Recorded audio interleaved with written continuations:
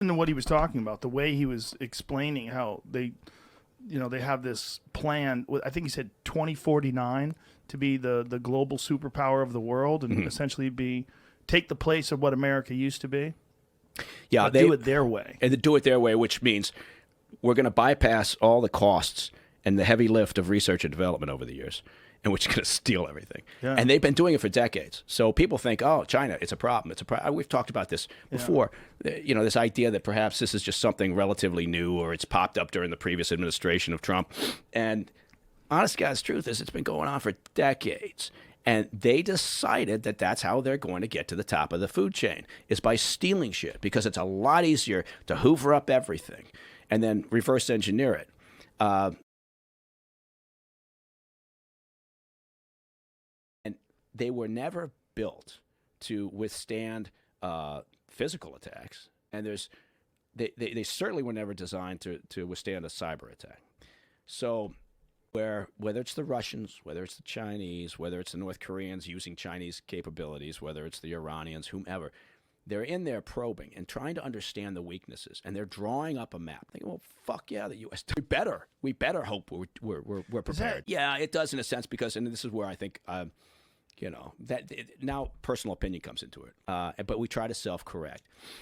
I guarantee you, if we're talking about the major powers out there, if we're talking about China and us, if we're talking about the Chinese regime, I'm talking about, obviously, if we're talking about the Russians, the Iranians, the North Koreans, we better hope that we stay up there, right?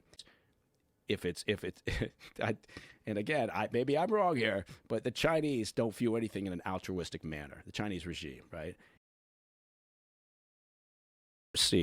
And I like to think that I've got a fairly pragmatic view on things. I do admit that obviously, look, I look at the U.S. and I like to think, and I have seen on occasions, we do a lot of things for the right reason. Sometimes we don't do it properly, right? We make mistakes. Of course we make mistakes. But we try to self-correct. I guarantee you, if we're talking about the major powers out there, if we're talking about China and us, if we're talking about the Chinese regime, I'm talking about, obviously, if we're talking about the Russians, the Iranians, the North Koreans, we better hope that we stay up there, right, and are able to exert influence and leverage and control at the top, right? Because if it's and again, maybe I'm wrong here, but the Chinese don't view anything in an altruistic manner, the Chinese regime, right? China's ability to interfere in infrastructure here in the U.S. or in India or with our allies is because for years now they've been probing. There's been testing going on. We talk about it's a good example. We talk about how in the U.S. we have 3 grids, and I think people were stunned to find out that Texas has its own power grid. Well, yeah. But it's not so much, people were like, oh my God, look at Texas, they're terrible, because, they wanted to make it a political thing, right? Yeah. They wanted to make it sound like the reason why it's so terrible is because it's Republicans and they want their own independence. Well, no, all 3 grids are fucked, right? The East and the West and the Texas grids are all cobbled together over the years. So it's it's like a patchwork quilt.